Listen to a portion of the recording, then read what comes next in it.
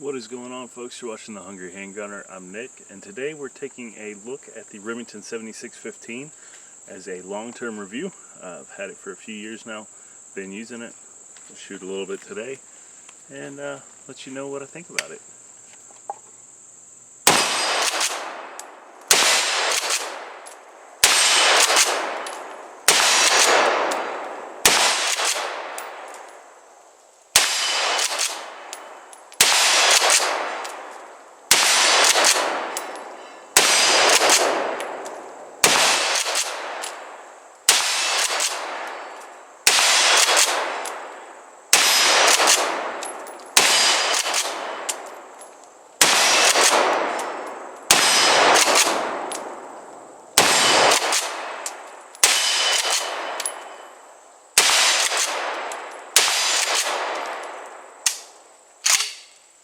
And we're empty.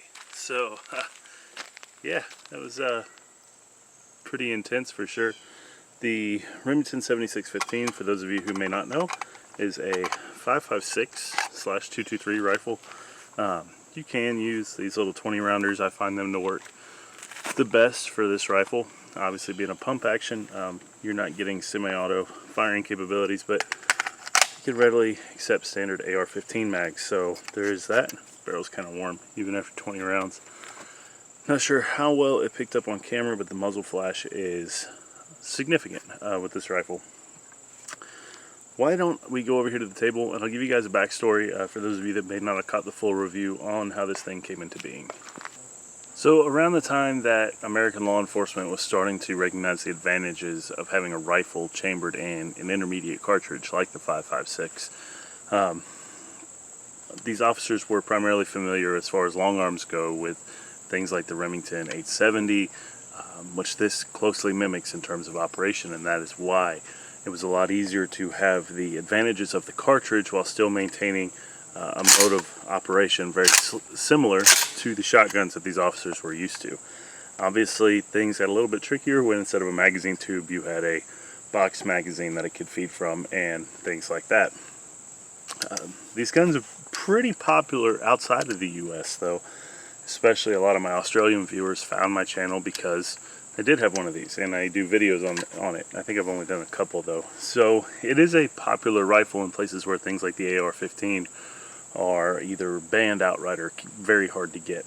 You do get the 5.56 cartridge performance with a pump action gun that can hold as many as an AR-15 mag can hold. So from 5 rounds all the way on up to whatever they're up to now. I guess you could feed this out of a drum, but that wouldn't be a whole lot of fun.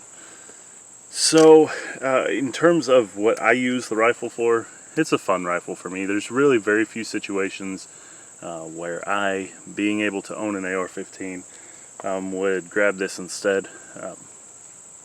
The sights on it I haven't done anything with. These are Wilson Combat, it says on the rear, and the front is just a dot. It's a ghost ring sight. So it's okay for plinking, hitting these steel targets at 30-35 yards. But if I was going to do anything else really with it, I definitely want to change the optic out. In terms of reliability, guys, it's a pump action. It hasn't let me down once. The operation is going to be very similar to a shotgun in the terms of if it is already cocked inside. You do have a slide release here that you can push down and then rack it. Obviously, crossbolt safety. If you were to push that off and pull the trigger, then you can rack this action like anything else, pretty normal.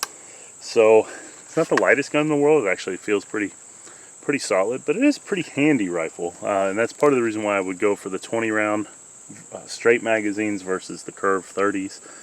A gun like this could lend itself well to being a brush gun. If you live somewhere like I do where animals that you run across are probably not going to be that big, this would be good for that. And a little short magazine has a lot less chance of snagging on brush than the curved magazine does. So very cool there. I think that's about it. I think I have close to 2,000 rounds through it at this point, I'd say.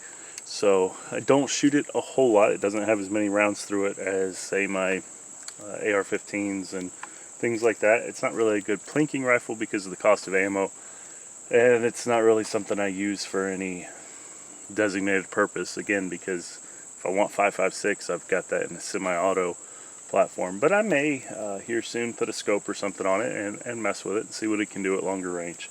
So I just want to give you guys an update on the Remington 7615 Police. If you are interested in getting one of these for my US guys, yeah, do some looking. They're kind of hard to find, and sometimes when you find them, depending on what's going on in the world, the price can get up there. But as far as the make, fit, and finish of it, very nice. It's also, if you live somewhere where AR-15s are not okay here in the US, you could use this as a defensive firearm, especially because it's very unassuming to look at it. It looks like a shotgun. Doesn't look all that tactical and scary. So there is that if you care about such things. But guys, stay safe, keep shooting. I'll see you next time.